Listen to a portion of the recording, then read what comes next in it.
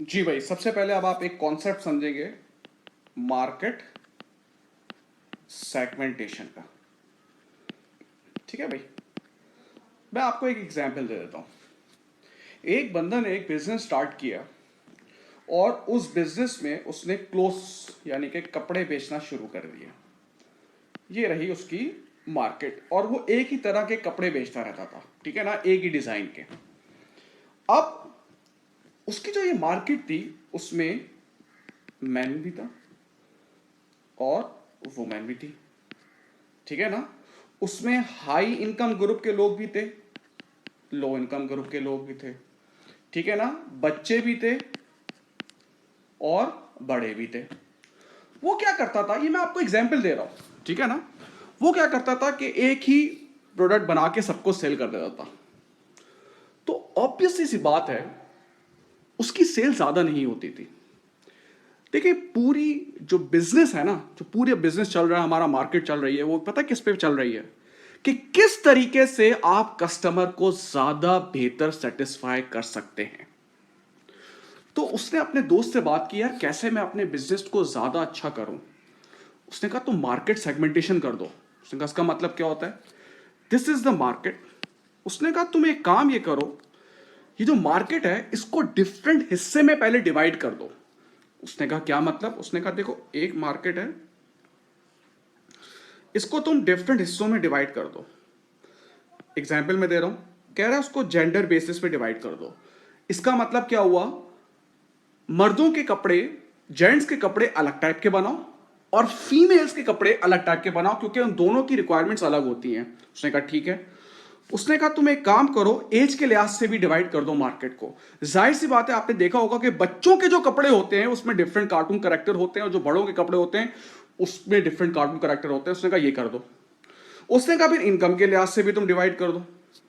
Income के लिए high income group के लिए अलग टाइप का प्रोडक्ट बनाओ, लो इनकम ग्रुप के लिए अलग टाइप का प्रोडक्ट बनाओ। इससे हम कहते हैं मार्केट सेगमेंटेशन, के मार्केट को आप डिवाइड करते हैं बेस्ड ऑन सम कैरेक्टरिस्टिक्स, और हर डिवीजन के लिए आप एक नया प्रोडक्ट बनाते हो, ताकि आपका जो कस्टमर है, जाहिर सी बात है जो हाई इनकम ग्रुप के लोग होंगे उनकी खास टाइप की डिमांड होगी, और जो लो इनकम ग्रुप के लोग होंगे उनकी अलग डिमांड होगी। बिजनेस के लिए दोनों ही अच्छे हैं, आपको टैप दोनों करने हैं, आप दोनों टैप कर सकते हैं, और आपको कोई एक सेगमेंट पकड़ना है आप वो भी कर सकते हैं। This is what we call market segment. अब मैं आपको एग्जांपल देता हूं, जैसे जेंडर, आप जेंडर की बेसिस पे सेगमेंट कर सकते हैं। अब आप देख सकते हैं भाई, अब आप एग्जांपल उठा लें भाई, मेल के लिए कपड़े अलग होते हैं, फीमेल्स के लिए कपड़े अलग होते हैं, उनके डिजाइन अलग होते हैं, मेल्स के डिजाइन अलग होते हैं। परफ्यूम्स उठा लें, वो भी आप जेंडर की बेसिस पे सेगमेंट कर सकते हैं भाई। फीमेल्स की फ्रेगनेंस अलग होती हैं, लाइट्स होती हैं, और जो जेंट्स की होती हैं उनकी हार्ड होती हैं।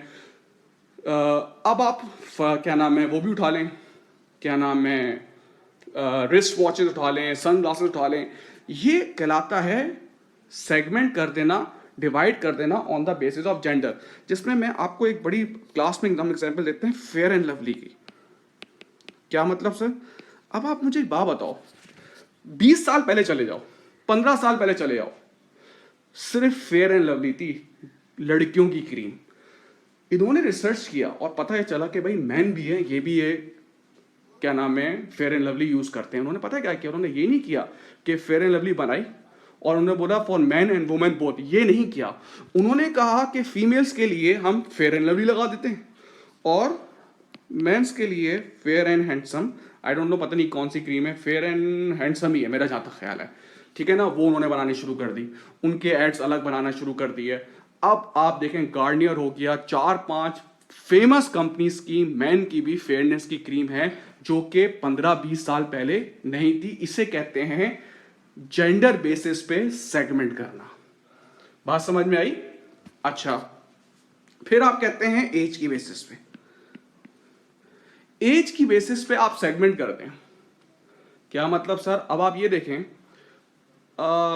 बेबी शैम्पू, शैम्पू सेगमेंट हो सकता है। बड़ों के लिए नॉर्मल शैम्पू जो आप करते हैं वो बड़ों के लिए होता है, जो बेबी शैम्पू होता है भाई वो बच्चों के लिए होता है। उसमें क्या होता है भाई, आंखों में से जब आप आंखों में शैम्पू जाता है तो उनको ट्रबल नहीं होती, उनको मिर्चें नहीं लगती, उनको तकलीफ नहीं होती, ठीक है ना। ये उन्होंने सेगमेंट कर दिया on the basis of as.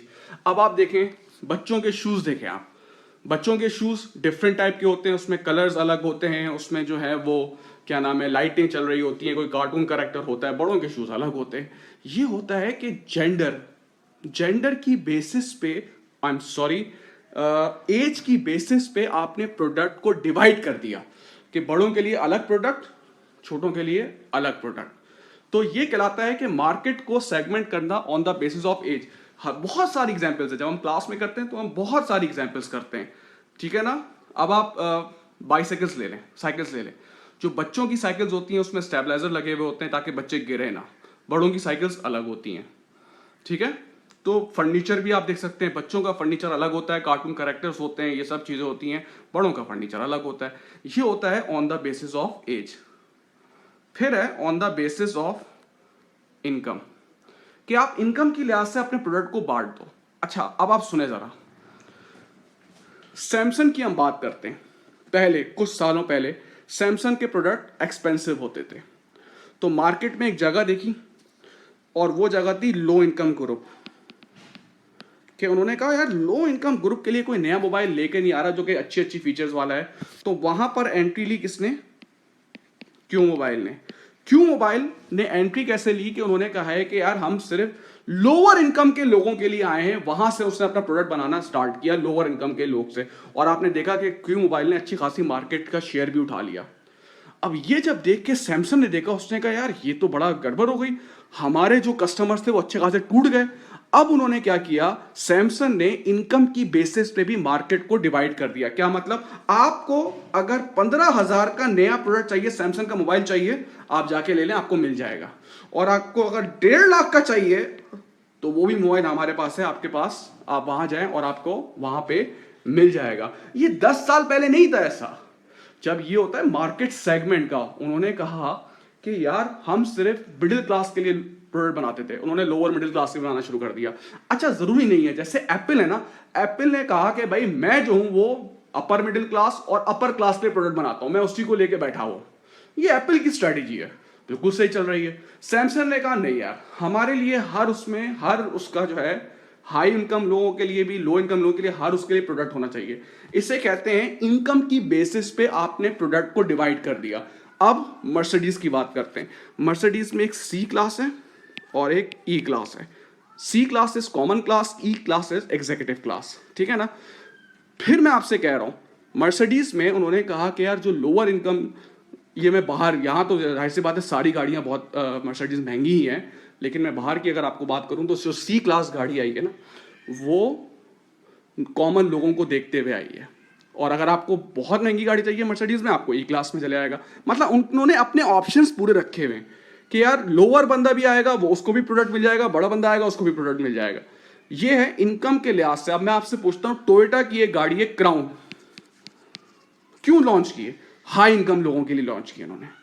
तो आप जितना सेगमेंट कर देंगे उतने आपके कस्टमर्स बढ़ते रहेंगे, ठीक है। और इन तीनों को कहते हैं हम, एज, जेंडर और इनकम को हम कहते हैं डेमोग्राफिक सेगमेंटेशन, ठीक है भाई। ये कहलाती है भाई मार्केट सेगमेंटेशन और डेमोग्राफिक सेगमेंटेशन।